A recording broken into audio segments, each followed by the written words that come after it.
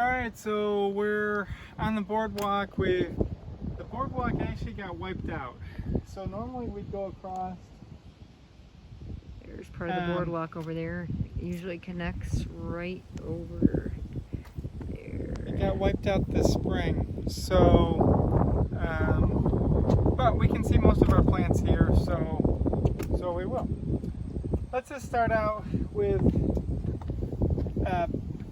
Lythrum salicarii, purple loosestrife.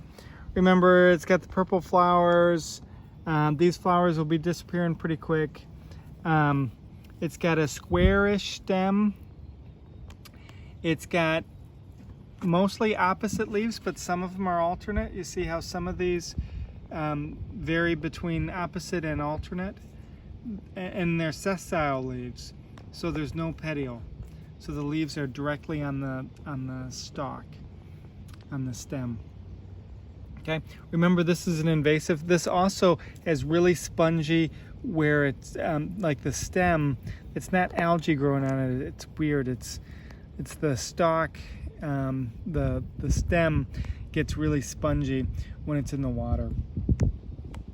And remember, that's a good characteristic for wetland stuff. I mean, if you look, the rose here also at the base has gotten real spongy. So that's a quasi-common characteristic. Not everything does it, but many things do. So if you see that and you're in the dry season, you'd know that that's where water levels traditionally get to, if you will. All right, so I might as well do this rose just because I pointed to it. Let me pull off a leaf, and you can see really clearly stipules. See these stipules? So it's oddly pinnate, serrate, and it's got these stipules at the base. Stipules are characteristic for rose family in general, Rosaceae, and then this has also got thorns on it. So this one's weird though. The Rosa palustris, which this is, has deciduous thorns. Okay, really cool for this one. Oh, we're missing. This one right here. Well, they've all got four. This one here. See the rose hips? If I put that back, should be 5 of them. Okay, so those are actually the sepals, and this is an inferior. So if I pull this off, I lost one of them, but it was an inferior ovary. And then these are actually the sepals, and those are the stamen left. So those are rose hips. That's a good characteristic for roses, that you see these big stipules. And so Rosa palustris, for us, it's just the rose in the water, really. I'd know it by the habitat. And so it's got thorns, it's got the oddly pinnate leaves, it's got the stipules, it's got rose hips. Okay.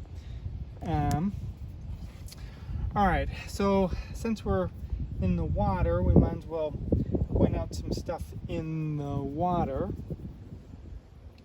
So if we look at this duckweed that's floating on the surface, we can tell what type of duckweed it is by flipping it over and seeing that it's got more than one root per frond. Okay, and it's black, so it's kind of hard to see, but it should be reddish if I kind of clean the algae off. So this is Spirodela. It's the big one. So there's a bunch of it in here. Here it looks like there's a little Lemna minor. You can see it's only got one root per frond. You can see that pretty good. So there's actually sideways when you tilt it, yeah. There's actually not that much of it. There's much more of the Spirodela. Lemna minor is generally the more common one, but not here. Okay. I'll show what that looks like. So it's the littler one. right next to the bigger one. Okay, yeah. Little or bigger. Okay. There could be some wolfie in here too, but we've seen it before. It's the little tiny dots. These are all covered in algae, but if I kind of clean it up a little, here we go. You see the bladders? Okay, so this is Utricularia, the bladderwort, and there's tons of these bladders. Remember, that's carnivorous. That makes it easy. If you look at one leaf, they also kind of zigzag a little bit. They're not straight, but the easier thing is the bladders. Okay, right next to it is an Elodea.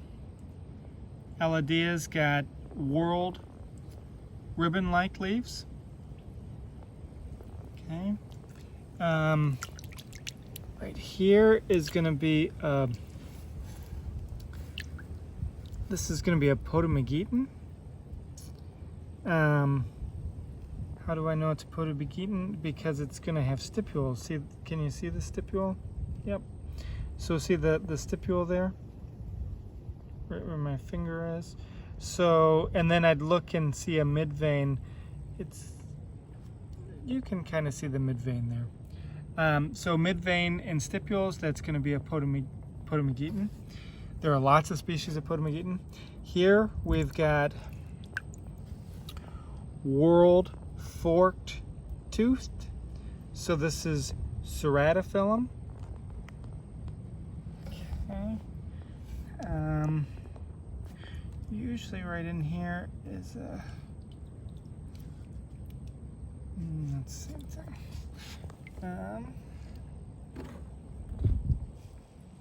Those are most of the submergents. Usually there's Potamogeton crispus. I'm not seeing it. Maybe I'll keep looking in a little bit. Growing out of the water, see how above where the leaf is, there's this sheath-like thing that's called an ochrea. So this has to be a polygonum. Okay, polygonum is also, it's kind of knot. There's like knots where the leaves come from. Some people call it knotweed because of that. And there's some flowers still. You want to show the ochrea just one more time? Yeah, see how Maybe one that did get wet. right here you can see it's a different color. I can scratch this off. Yeah, you can see it now. It's showing up a little bit. Okay. Yeah, right That's a pretty good ochrea. I mean, this one's even more obvious because it was kind of in the water and got gunk under it. There's flowers right here. nice and pink. They can actually be quite pretty flowers. There's lots of species of polygonum, so they can look totally different. This particular one is growing in the water. It's Polygonum amphibium. It can grow in or out of the water. It's amphibious. Okay.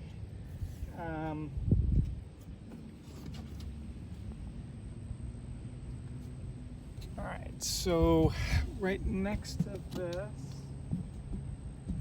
here, we've got these arrow-shaped leaves. Now, we did these the other day. If you look, there's the vein traces the edge. So that would make this Peltandra. Okay, so you can maybe see it even better here. The vein traces the edge. Arrow-shaped. It's also got like one main. So it makes kind of that arrow-shaped veins. So Peltandra, this will have a spathe and spadex inflorescence. The spathe and spadex, I don't see any here because they've curled under, and this is quite deep water, so it's actually buried itself. Well, there's one over there. I don't know if you can see it or not. See the. You want to use the camera? I can. Well, here I think that's as zoomed as I can go. It's right in the center there. We've seen it elsewhere, so it's okay. All right, so if we come over, well, actually we should stay here. The stuff sticking up out of the water is a water lily. Much of it, they're kind of heart-shaped, and if you look, well, the petiole's strong, so it can stick up out of the water. That's a good characteristic for it. If you look maybe at some of these over here, if you look where the lobes are, they're very smooth. So it's very cordate or heart-shaped, and they're real oval, and there's no notch. Yes, there's a notch where the petiole attaches, but that notch is oval.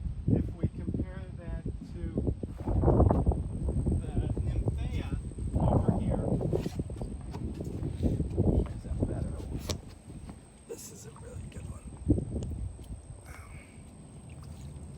Okay, so Nymphea is much more round to start with, as opposed to oval. Usually I got ones right next to each other, but the water's too deep for me to go grab those. And then you've got these little notch. I call these little vampire teeth. So this is the notch that I'm talking about, not this.